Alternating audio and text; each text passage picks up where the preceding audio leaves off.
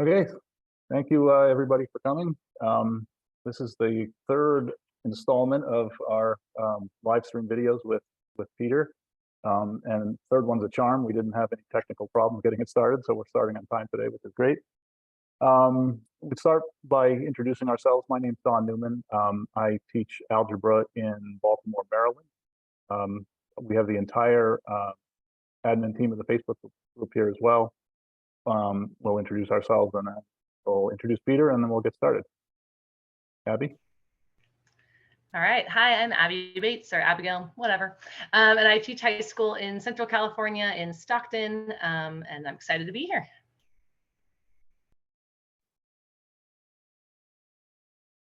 Hi, I'm Patty Britton, and I teach high school statistics this year, and I'm in Fort Worth, Texas. Hello, I am Monica Harrell. I teach junior high in Texas, down near the Houston area.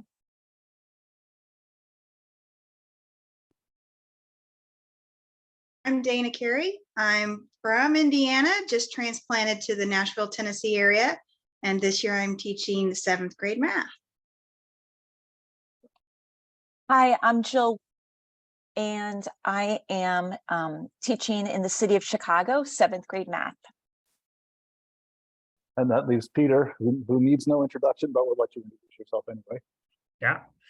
So Peter Liljedahl, I'm coming to you right now from St. Charles, just outside of St. Louis.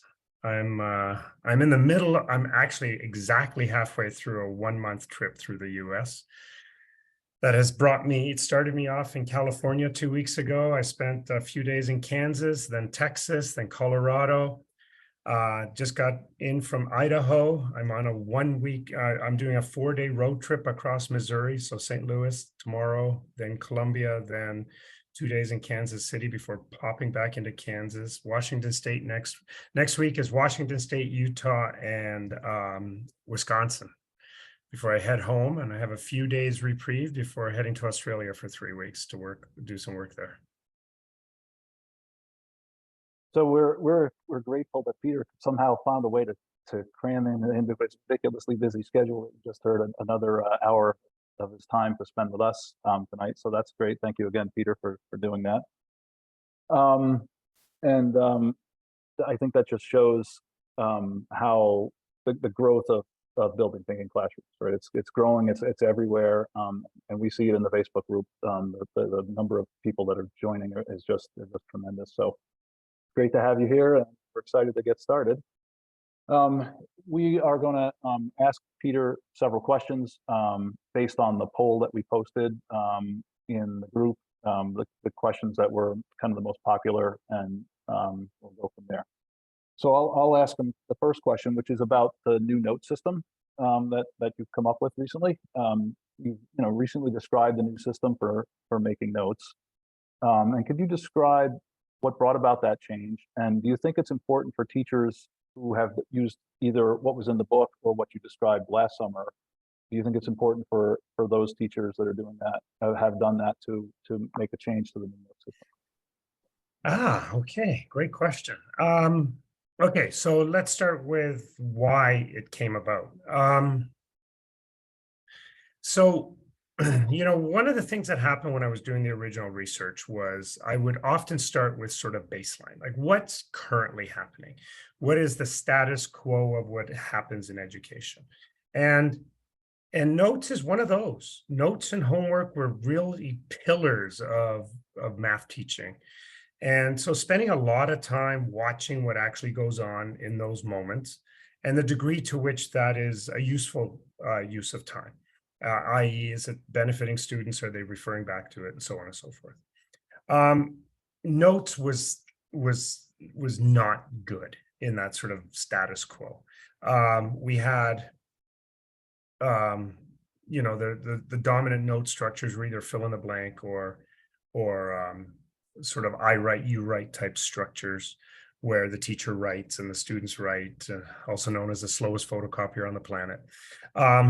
And I would spend a lot of time watching students do this. And then I would watch what the students were writing and how they were engaging and how they were using it. And, you know, by and large, they were pretty tuned out when they were copying it. There was lots of errors. And, you know, we did some explicit research around this to understand what was going on and how students were sort of dissociated from the experience. And, you know, my goal was always to have to increase thinking in the classroom. So the big question was, how can I make note taking something that students are more of a thinking activity? And the first thing that sort of happened around this was the realization that we needed to shift from note taking to note making in order for students to be sort of cognitively present. They had to be making decisions about what they were writing. They had to be sequencing and so on. And this was really just around heightening the amount of thinking that was going on in note taking and note making. Why was it important? To begin with, that was something else I grappled with. Like, is this actually something worth pursuing, or do we just cut notes? Because I have to tell you, early on in the Building Thinking Classroom research, and I don't mention this in the book, but the data on students taking notes was just so abysmal that not doing notes at all was a massive improvement. So like just removing the practice out of the classroom completely. If you want students to have notes, put them online, right? And the main reason that the research went beyond that was this realization that notes, there's more to notes than just having notes, right? Like having notes as having a record is something that is not important at all to primary teachers and very important to grade 12 teachers, and then almost linearly related between the two, right? So the idea that students have a record is of varying importance. But if that's all that notes are, then just put notes online. Parents will love you, right? There was this realization around this idea that transferring collective knowing and doing to individual knowing, doing, how we close out the lesson as a way of transferring that sort of elusive, unstructured, informal learning that was happening in the groups into more organized, formal understanding that sort of becomes more permanent learning. That note making was an important part of that, it was the actual act of making notes together with consolidations and check your understanding questions became an important way to close out the lesson in order to turn all that sort of temporal work that was happening in the room into something that had more permanence, both in records and in cognition. So then we had to dive back into this. Okay, so how do we make note making a value-added, worthwhile endeavor, right? And the initial work on that was what was presented in the book. Now, that was pretty good stuff, right? You know, like we went from having maybe 20% of students who were actively engaged in note taking, and we're actually benefiting at a sort of cognitive level from it, to 60 to 80% of students who were cognitively engaged, thinking and benefiting from note making.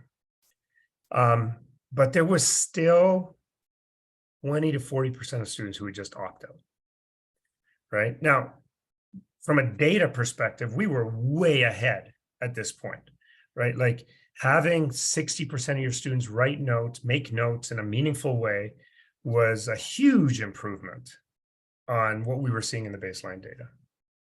But there was also this inherent inequity in this, right?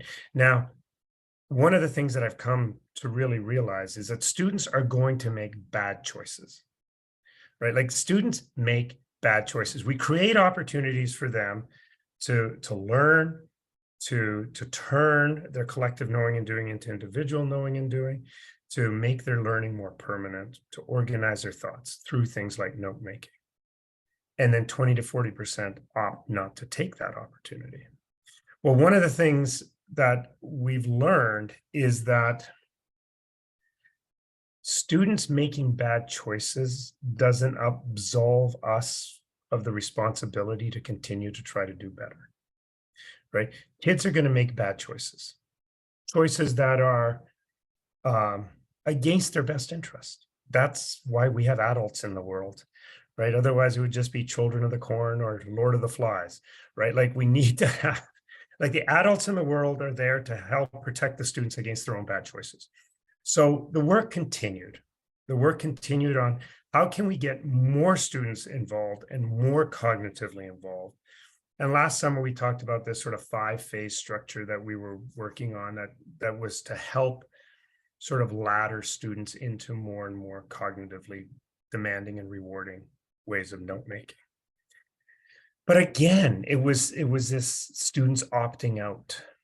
And so I continued to work on it. And what emerged, and it was sort of a springboard off of those sort of Cornell type notes that I share as one of the examples in the book, that 4-quadrant, and really thinking about what was the value in the work that I had presented last summer. The value there was the examples, the fact that students were making examples. The other value was that it started with structure. The other value was that there was freedom for the students to articulate in their own words what the learning was, right? So thinking about how can I take all of these pieces that are so important and that seem to be emerging as valuable no matter what structure we're using. This idea of having some structure, having some freedom, having examples. And then it just sort of emerged in this 4-quadrant where I felt like I could have a little bit of everything. And then we tested it. Now, it's not as rigorously tested as the original stuff in the book, but we ran this in 22 lessons in a 6-week period, from grade 2 to grade 12. So 26 lessons, and it landed 100% of the time. 100% of the students were involved in the process, and 100% of the students walked out of the room with something. And that seemed to be what was missing in all of the other ones. So I'll just share a screen here for those of you who, I know it was part of some of the summer course stuff and so on, but here's an example of one, right? Now, this is just one that I've mocked up just so I can share some examples. This one's about area and perimeter of rectilinear type shapes and complex shapes. So imagine that we've taken the students through a thin slicing sequence where they have started with the area of something really simple, like a rectangle, and just progressively got more and more complex shapes where they've had to add together different rectangles or sort of quadrilaterals that had pieces missing out of them and so on and so forth. And the first quadrant, which is the top left-hand corner, and we'll call that quadrant A for now, and the labels are not there when we use it with students, is that sort of structure. It's a fill-in-the-blank type situation. This is where there's going to be something that we want to ensure that the students really take away with them. And then quadrant B, top right-hand corner, is an example that we have specified. This is the question that we want you to turn into a worked example. So there's your structure. The top 2 quadrants are structure, right? Then quadrant C, bottom right-hand corner, is you create your own structure, your own shape, and you find the area on the perimeter. And then quadrant D, the bottom left-hand corner, is what are the things that you want to remember from this lesson? So we have the top half being that structure, the bottom half being that choice, the right-hand side being the examples, and the left-hand side being more of the let's say, concrete and abstract things. Because the top is very concrete and the bottom is more abstract. And the way we use this in those 22 lessons is it kind of goes in phases. So phase 1 is after the consolidation, we gather the students around a board, and I actually create this on the board in front of them. I divide the 4 quadrants. I say in the top left-hand quadrant, I want this done, and I actually create it in front of them. I want this example done. You choose your example here. What are the things to remember? And then they break and they go off to their own groups and they do it on the whiteboards. And this is why we're seeing 100% uptake, because they're participating. They're all at the whiteboards. It's a really safe space. They're collaborating on it. We release the markers. So there's actually multiple colors going on. Every kid might be writing, and so on and so forth. But they're really making good choices. Like they're participating in it because they're having to choose that example, and so on and so forth. And that's phase one. And at the end of a lesson like that, we could take pictures. The kids could take pictures. We could print it out. We can post it. Whatever. They have participated in the making, which is really important for that sort of turning collective knowing and doing into individual knowing and doing. That sort of transference of unorganized, informal ways of thinking to more formal and organized ways of thinking. And they have a record. Now, for some of those classes, we went to a phase two. Phase two is they're going to go and do it on the boards first as a group. And then after they're done at the boards, they're going to sit down and they're going to make their own on the paper. Okay. And what's really interesting when you watch the kids do that is that they'll pretty much copy from their board, Quadrant A and Quadrant B. But when it gets to Quadrant C, they start looking around the room to see what examples other groups chose, and whether or not they want that example in their notes. And when they start doing the things to remember, they start harvesting from lots of different groups, picking very particular things. But again, remember, what does it mean to be cognitively engaged in note making, sequencing, and selecting, right? They're selecting things, they're sequencing it, they're really highly engaged. There is no phase three. So we thought originally that there would be a phase three. A phase three would be, we're going to skip the group part. They're just going to go straight to doing individual. But the problem is, I think we're going to go right back to 20 to 40% of kids just opting out. And the whole purpose of entering into this newer form of note making was to solve that problem.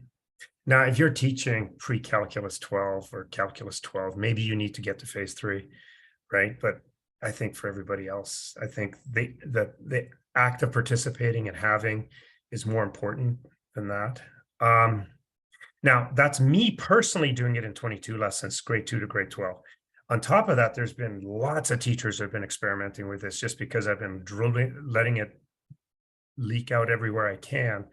And we're hearing really positive things from everybody in that regard. A couple of words of caution, if you'll give me a moment. Caution number one, the note should be a reflection of what happened in the lesson that day. We can't always predict what's going to happen in the lesson. So you can prepare it ahead of time, but I'm going to caution you against preparing it as a PowerPoint slide or as a handout. Like the minute you put it on paper, it starts to feel like a worksheet. So don't do that. But putting it on PowerPoint, because it needs to reflect what happened in the lesson. And if you prepare it ahead of time, it might not, right? It might not reflect where the students actually got to. It's unlikely, but there is something powerful about just using it as a reaction to what happened.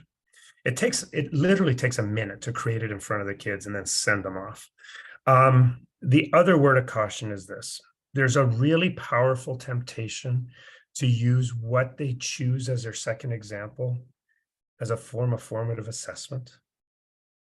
And it can be, like, what they're choosing is a really powerful indicator of where they got. But I have multiple examples where the students chose something that was simpler than the furthest that they got in their own thinking. And this kind of goes back to the Carl Sagan saying that an absence of proof is not the same as proof of absence, which has been incorporated into education as an absence of evidence is not the same as evidence of absence. Just because they don't include a really sophisticated example two doesn't mean that they don't know how to do that.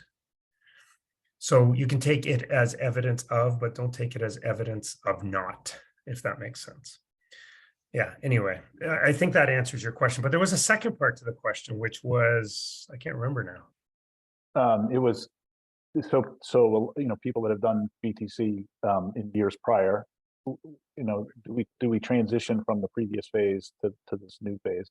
And then if you can address that briefly, and then I have one more brief follow-up Yeah, question. you know, I don't think any of the things that came before it are less effective, because I think they all sort of achieve that same thing, right? It's note making, it's students being cognitively present, they're making decisions, they're sequencing, they're selecting. I think there are note structures that we have played with that are more thorough, that ensure that there's more coverage of content, that there's more room for students to really articulate their understanding. But I think my only recommendation is, if you are feeling like there's a portion of your students who are not having equal access to the experience, I think then something needs to be tweaked.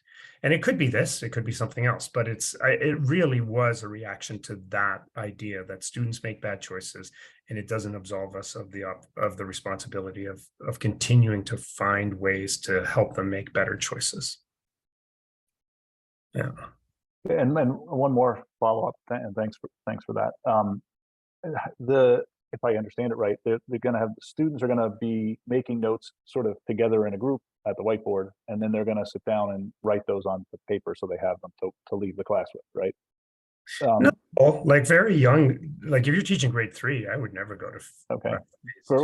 Okay, that's fair enough. For those of us that were they, you know, but if you want to do it, yeah. So how much time do you think it takes, right, for that entire process, both pieces of it? Okay, so a phase 1 process typically takes 5 to 8 minutes, right? Like you got all 3 kids working, it's going pretty quick, right? No more than 10 minutes. And again, it doesn't necessarily mean we have to do it every day, right? Especially if you're teaching a 45-minute lesson, right? Where you're having to bridge concepts across multiple lessons and so on. The purpose of notes is to encapsulate learning, like a unit of learning, right? And if it's not a natural unit of learning, then maybe that's not the day we're doing notes, right? But I've never seen it take more than 10 minutes. And that's a phase 1. A phase 2, of course, we're going to add another probably 6 minutes, 7 minutes to it. It goes pretty quick, but it's, again, you have to ask yourself, do you really want them to go to phase 2? Like, is there value in that? And I think more important than anything else, when I teach in thinking classrooms now, one of the things I've learned is I set a timer for myself.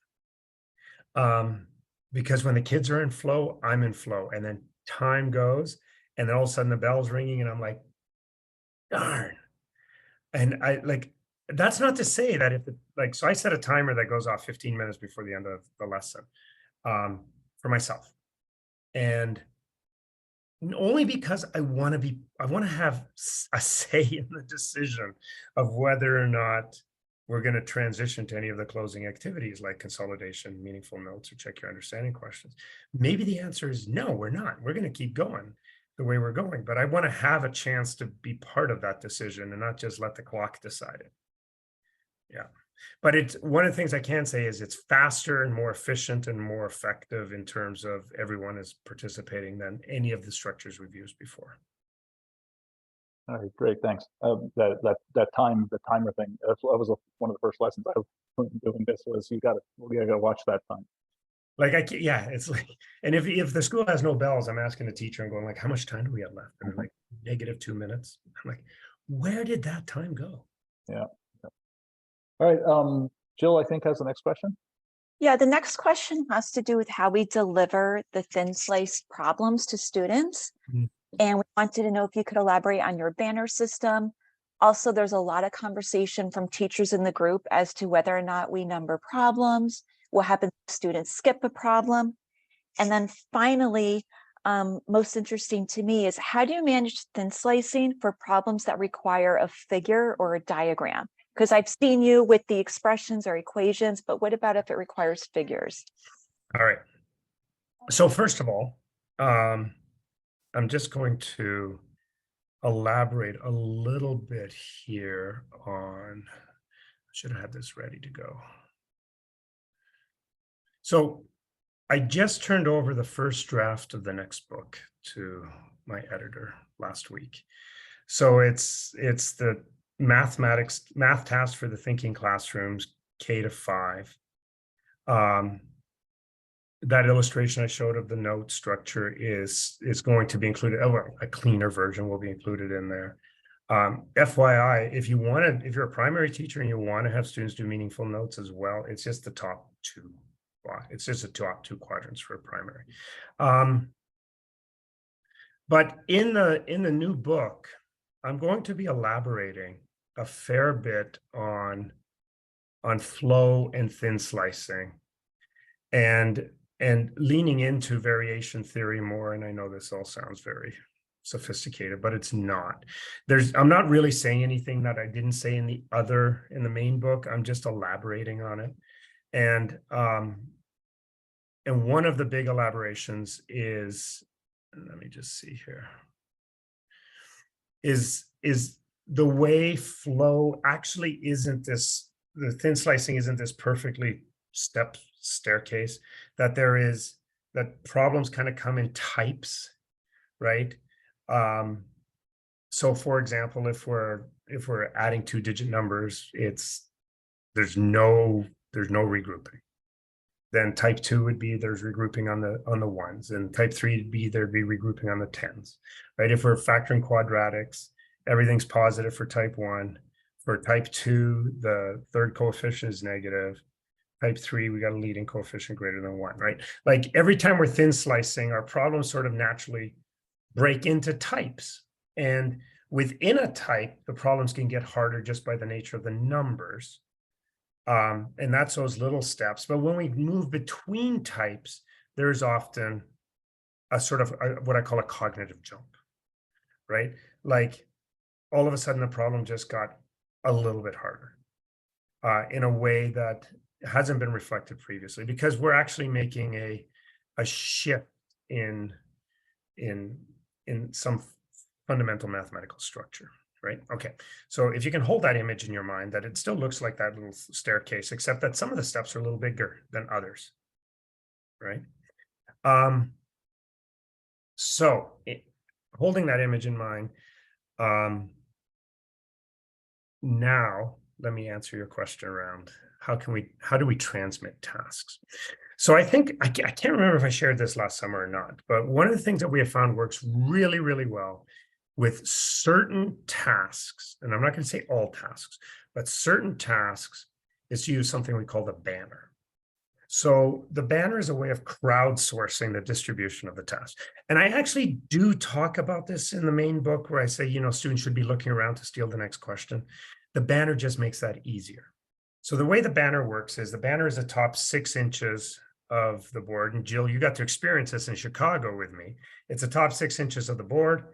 There are 3 rules associated with the banner. Rule number 1, whatever task you're working on goes on the banner. The work goes below the banner. Rule number 2, when you're finished your task, and you're finished your task, don't wait for the teacher to come and give you the next task. Look around the room for another task that's on someone else's banner and steal it. Right? Now we got to go back to rule number 1, which is whatever task you're working on, you put on the banner. So you're going to have to erase your old task. You're going to have to write the new one. You do the work below the banner.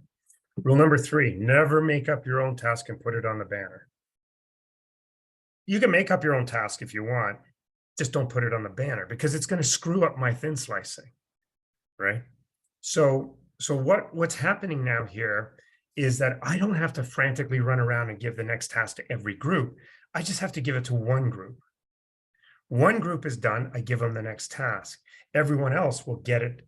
Well, the next group will get it from that group. And then you're going to get this network effect that's happening. They're not all going to the first group, but they're looking around and stealing from each other.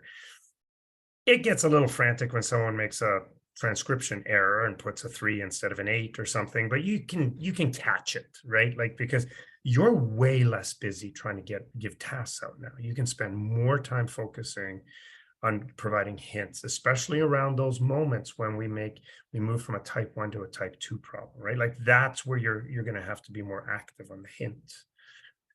So there's that sort of process where the kids are just stealing from each other. Now, you would think that that would be absolutely frantic and chaotic. And it turns out it's not. Like, I've managed rooms with 60 people in it and had every single group just do every question in sequence. And how is that possible? Part of it is that there's always going to be some variance, but the variance isn't as big as we think it is, right? So that's one reason. The second reason is part of what I'm doing is paying attention to where students are. And then when a group is ready to grab the next task, I can always direct them. If there's 3 choices for them, I can they make eye contact with me and I point at a particular board and then they grab it. The other reason it sort of works itself out is that groups tend to always look back at the same board that they got the last task from. So if they got a task there, then they look there again, right? Which means that they're following that group sequence. Well, that group is following someone else's sequence, who is following someone else's sequence. And you get these, it kind of makes a cool network map of how the ideas are moving around the room. But there are a couple of other things that can really help this go well.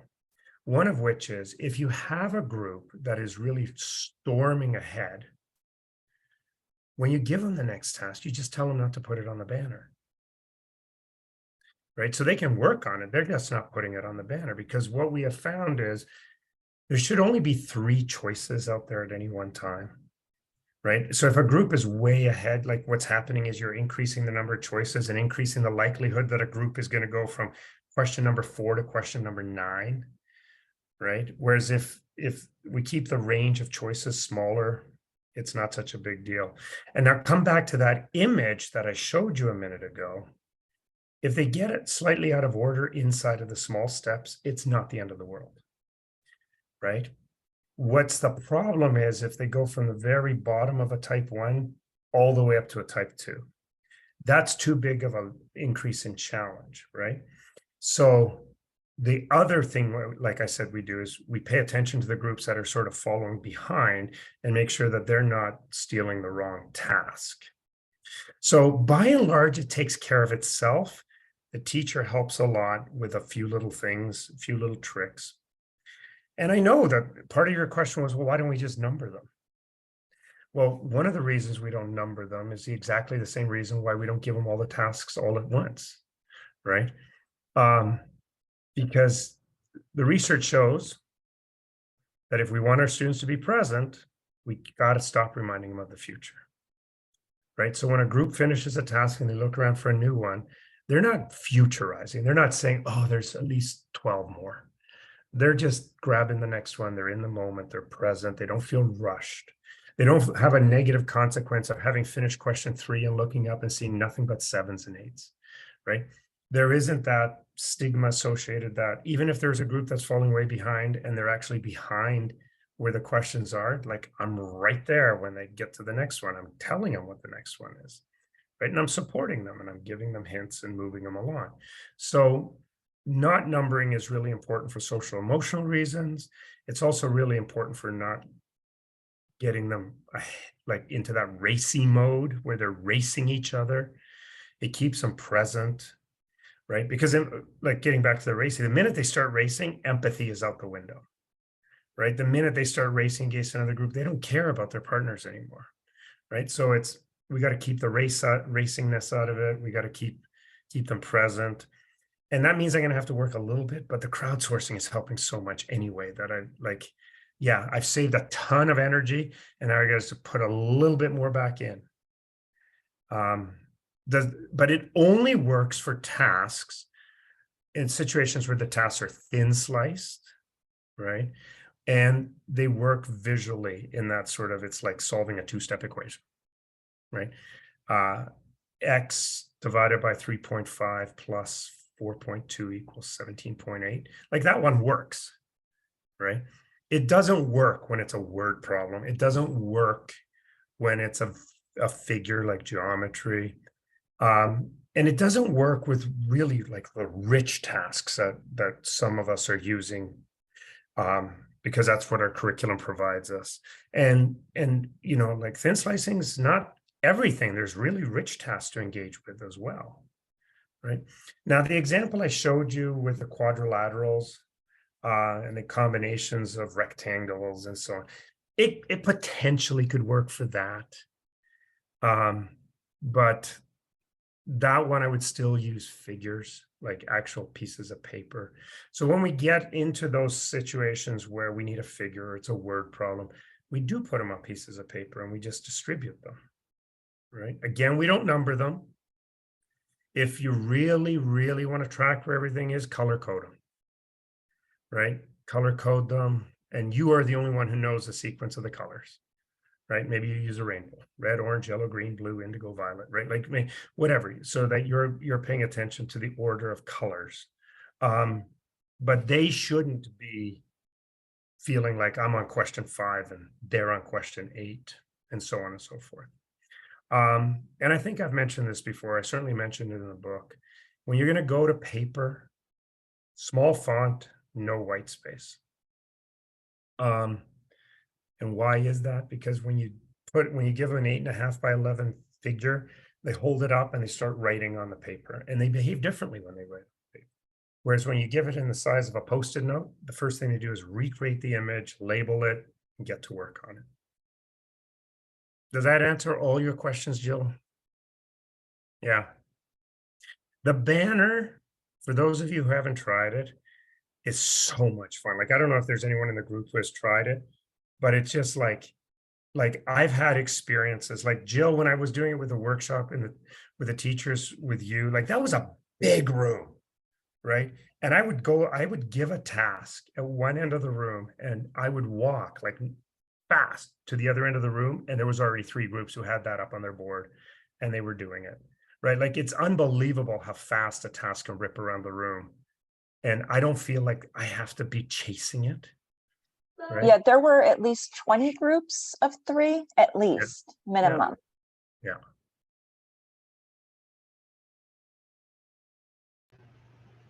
I think we're ready for the next question. Okay, I didn't know if you wanted to ask the follow-up. I guess there was some questions about giving out rich tasks then. Would that go back to like the verbal, like giving them verbally and those kinds of things? Yeah.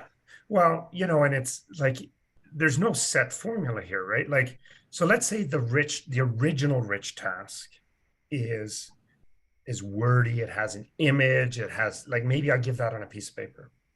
But then the extension is kind of like, well, what if every square had a side length of 17 inches? How would that change your answer? Like, I can give that part verbally, right? So like, and there are so many resources that have rich tasks like that, where it starts with something really like meaty at the beginning, like it's a lot of information, but then what comes next?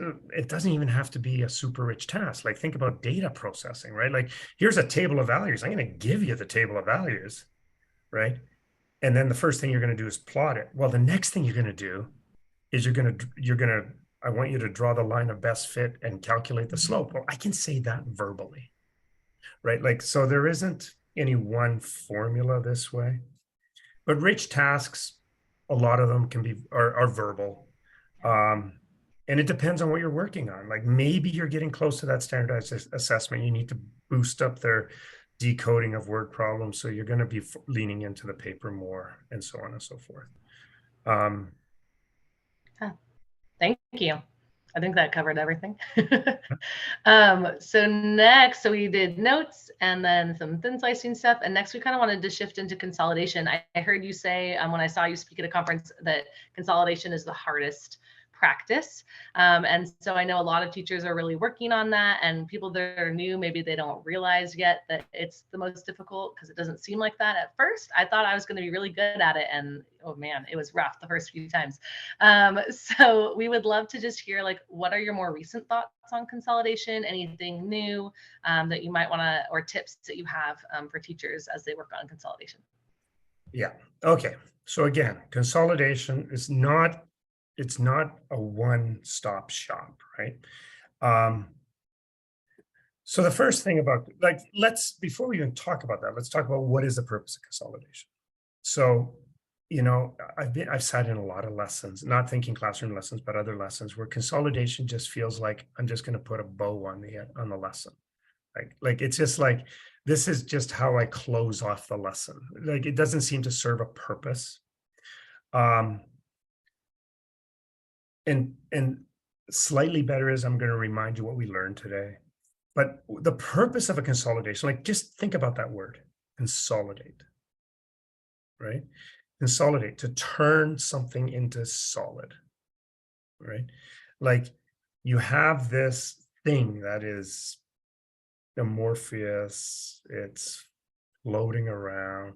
I'm going to solidify it, right? The term that I wanted to use a lot in my book, and I eventually got to use a little bit of it, but it's like I wanted to use it like a lot, is the word reify. So reify is a term that comes from Etienne Wenger. Well, it doesn't come from him, but he uses it very specifically for this purpose of turning it into thingness, right? So think about your students in their lesson. Okay, so you've just taken them through a flow sequence, whether it's thin slicing or not. What have they been doing? Well, they've been spitballing, right? Like they're just trying stuff and they're finding success and they're making sense of it. They're making meaning, they're finding patterns, and they're creating their own language around that. But that language may not be in sync with the actual formal notation or formal language. They're just pulling themselves forward, and they're doing really well. But their ideas are, and I mentioned this before, they're unorganized, they're informal. And the image I have is that their ideas are kind of floating out here, right? And now if they walk out of the room like that, those ideas for about 30 to 40% of the kids are just going to float away. Then they're going to come back to class the next day and they're like, no, we never did this. Nope, never seen it before. Don't, right? Like absolutely convinced that no, never seen it, right? Like last Friday was a long time ago. Because the ideas they weren't consolidated. So what the purpose of a consolidation is to take these ideas that are floating around, and help give them structure, make them formal, make them organized, so that the student can actually start to sort them out in their mind, build their schema is what it's called, build that retained learning, so that when they walk out of the room, they're less likely to float away, that they actually have that meaning has been given vocabulary and so on and so forth. And that's the purpose of a consolidation. Now, sometimes it's hard, right?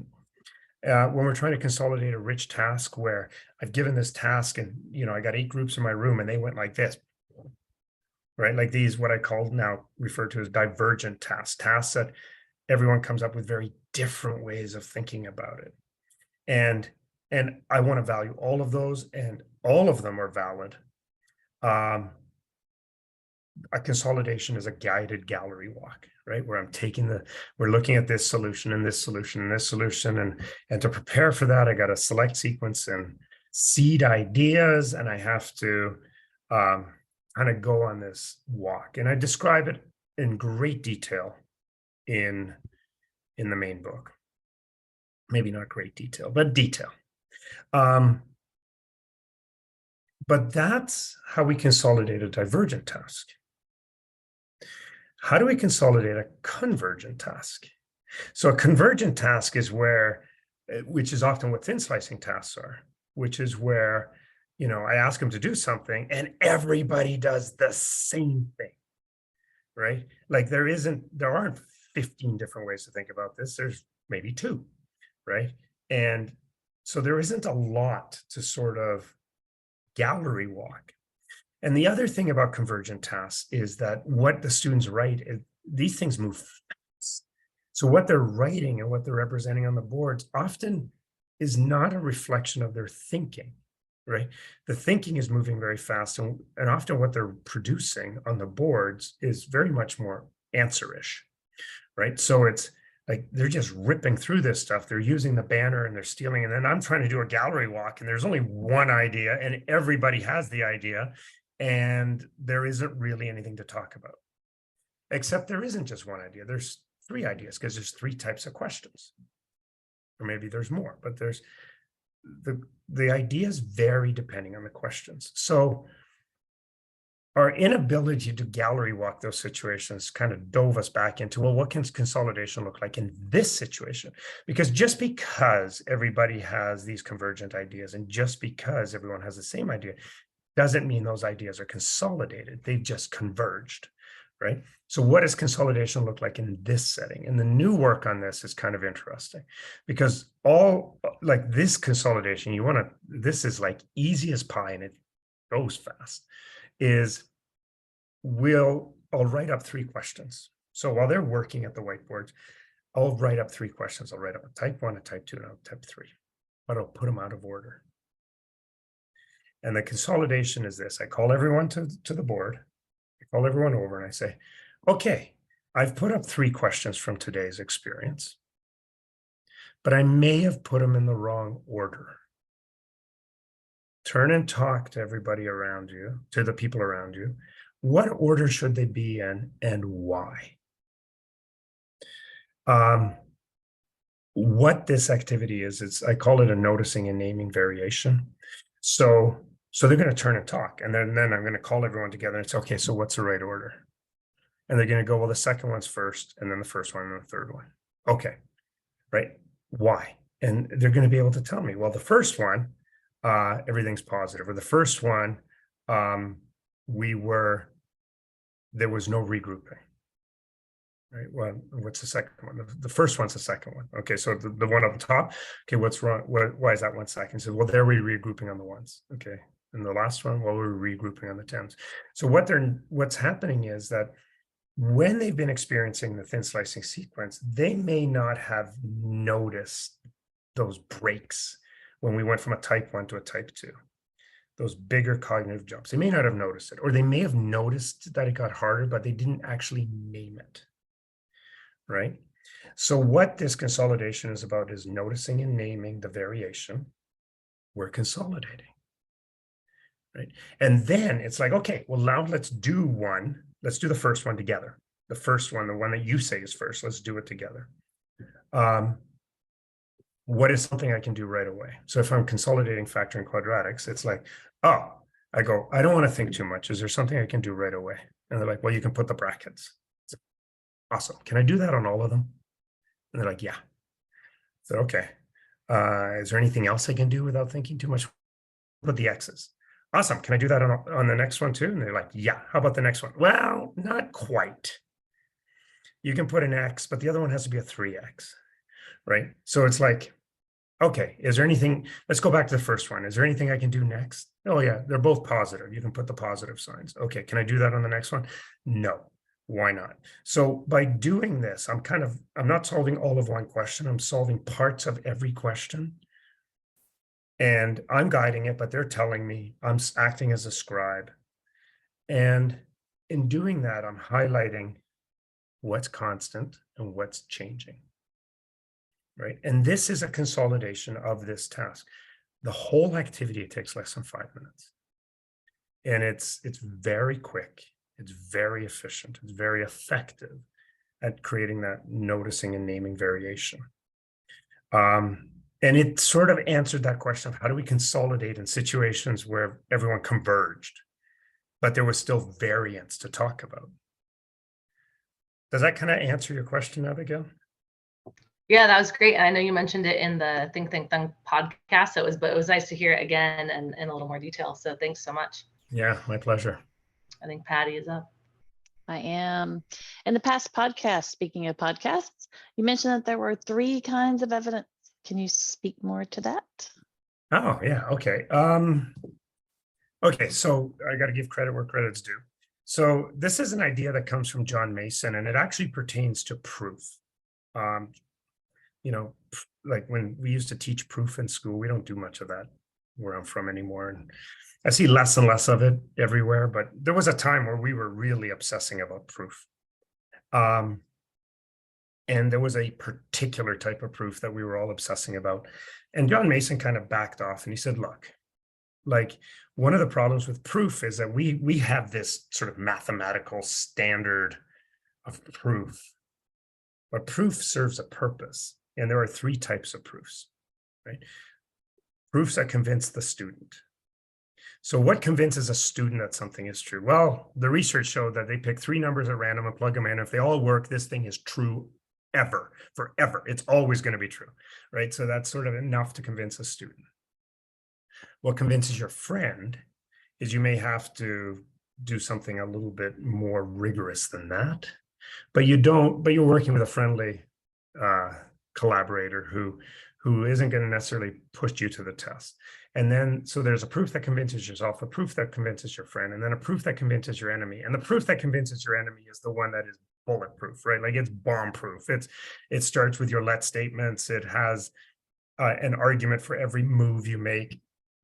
And it's deductive. It could be inductive. It could be, right, whatever it is, it follows protocol and structure, and it can be defended, and it's true forever and ever.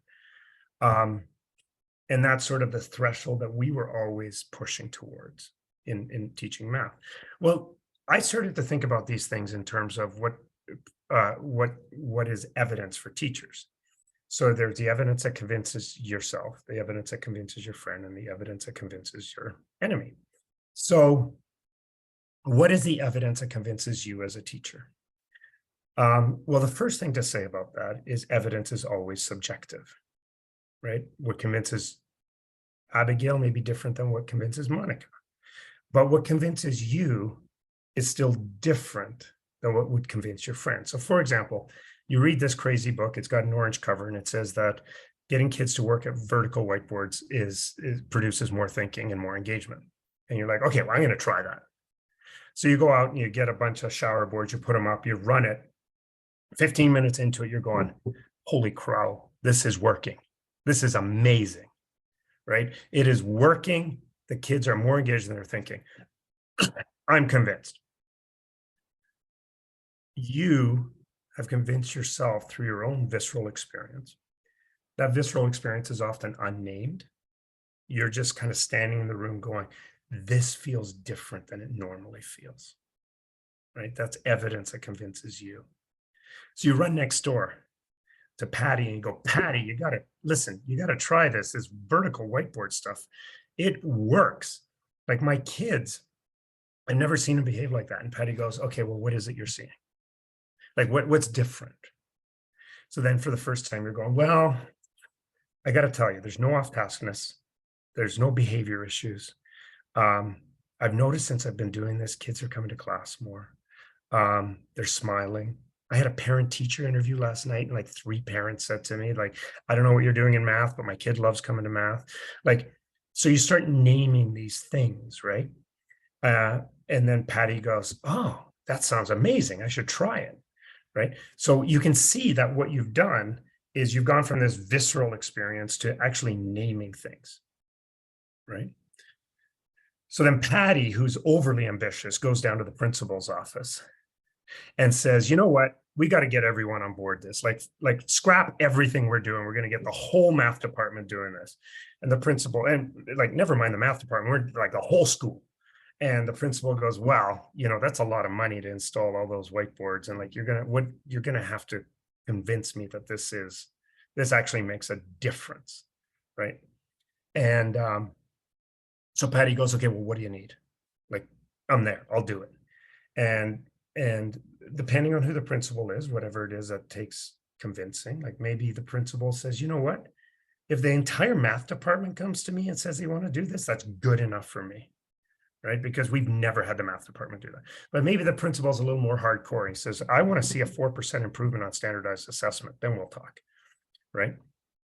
Whatever, again, evidence is subjective. Whatever it is that is going to convince him or her is dependent on what they believe constitutes sufficient evidence, right?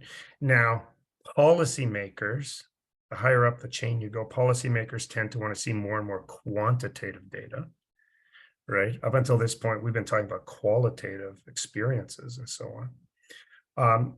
Quantitative data has always sort of had this air of objectivity and certainty and absoluteness to it. It's just not true, but I mean, it always carries more clout. And education research, by and large, has been leaning away from quantitative data for the last 50 years, right? The quantitative research methodologies that we started with back in the early 1900s were basically the agriculture model, right? Like this flower gets water, this flower gets sunlight, this flower gets water and sunlight, this flower gets neither water or sunlight. So let's see which grows the best. And they ran these sorts of quantitative research methods for a very long time. Then we entered an era of what they called the era of insignificant difference, because when we started controlling for the variables, it was really hard to actually measure anything, and so on. But like I said, data is subjective, and what convinces you is not necessarily the same thing that convinces somebody else. I'll say two things about that. One, when I wrote the book, I really wanted to create sort of a balance of different things, anecdotes, real stories that help you see that these are real kids and real teachers and real people, that there's an air of reality to it. It's called verisimilitude.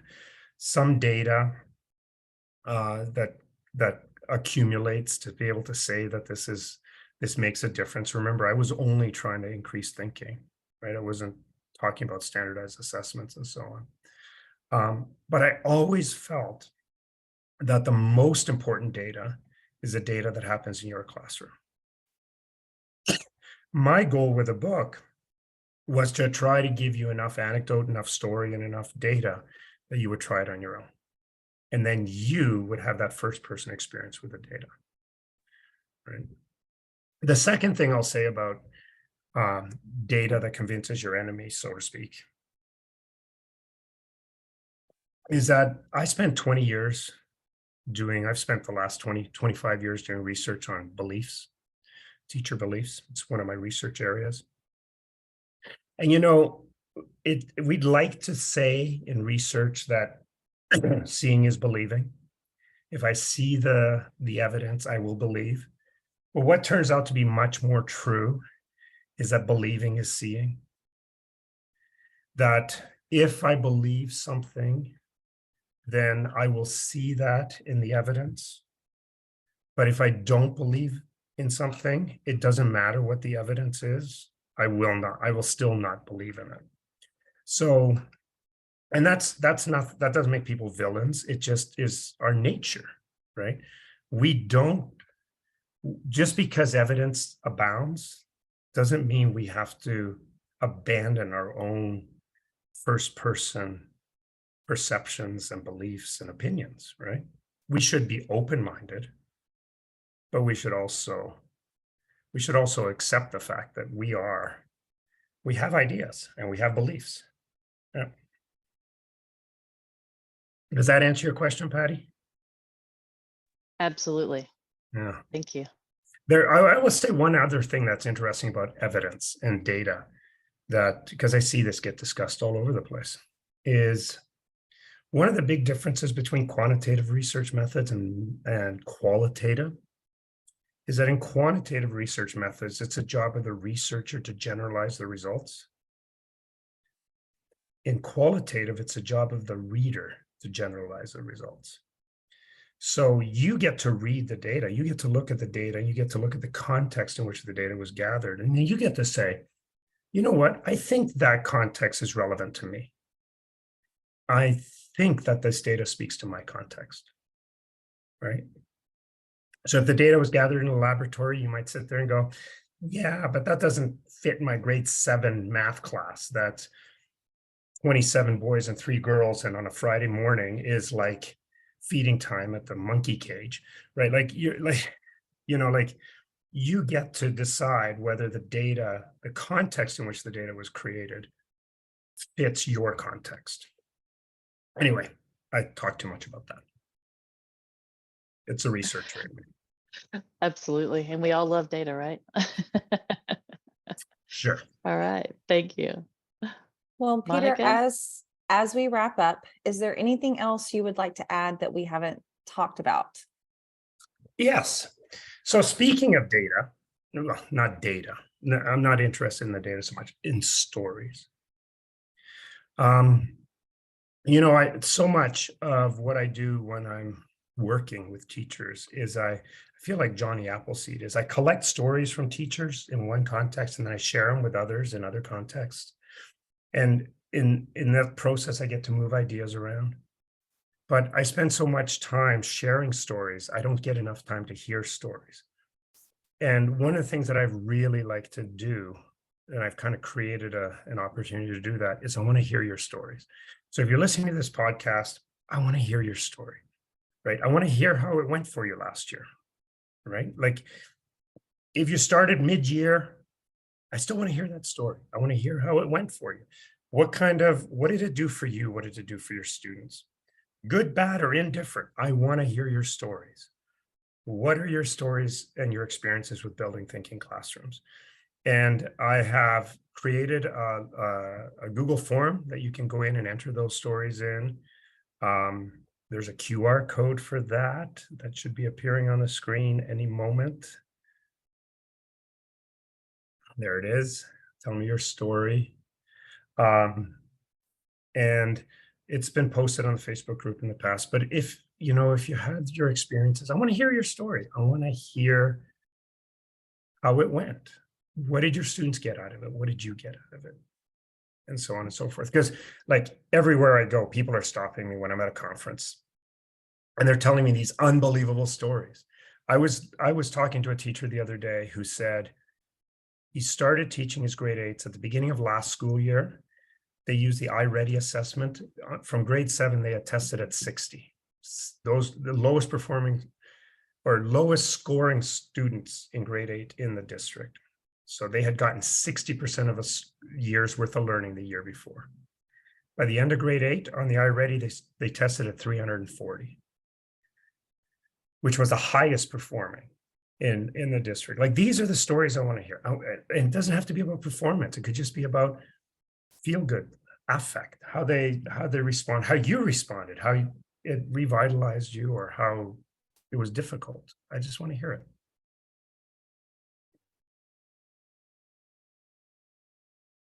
Fantastic. We did get a question. Do you have someplace where we can see where you're speaking online next, or where you're going to show up in person next? So my website, the Building Thinking Classroom website, which is a bit of a dumpster fire right now, is being completely rebuilt. I actually have professionals working on it. But I did go in there under presentations and I listed everywhere that it's an open access presentation. I'm giving 150 presentations in the next 10 months all over the world, but a lot of them are locked down and closed to a set demographic. The ones I listed under the presentations are the ones that, as far as I can tell, are open, maybe not to the world, but at least to people who are in the region. So just so you're aware of them. And there is going to be the second annual Building Thinking Classroom Conference next year. BTC 24 will happen in Phoenix, Arizona. It's going to be near the beginning of July, end of June, beginning of July. Dates aren't absolutely set in stone, but the one in Franklin, Indiana this year was an amazing experience. 925 participants, 200 presentations, 128 presenters, 2 days of nonstop BTC. And the Phoenix one is looking like it might be bigger. So because there was a lot of interest from people who couldn't either couldn't get there, or could get there but couldn't get into the conference because it was closed because it was so full. So yeah, there's always opportunities. And if none of those work, things like this work. Well, it certainly works for us. Every time I hear you speaking, whether it's here or elsewhere, it's just so fascinating to listen, and the time goes by. It's unbelievable that we spent an hour here and it seems like 2 seconds has passed. For those of you watching the podcast, we actually have that website of Peter's. We have a post pinned in features that will have a link to take you right there. So as long as that gets updated, you can check on that anytime you want to and see where Peter's speaking. And I know the Facebook group you've now archived all my podcasts, which is like, I feel like I do one of those every week or every 2 weeks. So like, I'm always like, I'm not trying to hold in new ideas as much as possible. I'm trying to push them out through those mediums. All those new ideas will be in the new books, but it's, who wants to wait that long, right? So it's. And we'll, as soon as we find out about, there's a podcast or something that you've spoken at, we will just put it in that spreadsheet that has those links. People can watch them anytime they want to. Awesome. And Don, I might add too that real quick on that same note that Peter's team, I've been talking to Erin. She's going to let me know as soon as they know about the BTCC 24. And so we'll get that information out to all the Facebook members as soon as I hear what it is. Yeah. We're never trying to hold back information. That's for sure. Well, awesome, Peter. Thank you so much for spending another hour of your time with us, especially on the road somewhere that you did that. So I'm sure everyone in the group is really will be really glad either who have watched this, or we will post the recording of this later tonight or tomorrow, and we'll post another version on YouTube eventually as well. So everyone get a chance to watch it. So thanks for hosting. Thanks for all being here. And for those of you who are watching now or in the future, thanks for your professionalism. I keep saying this, that any teacher who's willing to spend their free time to try to further their practice is the height of professionalism. So thank you for that.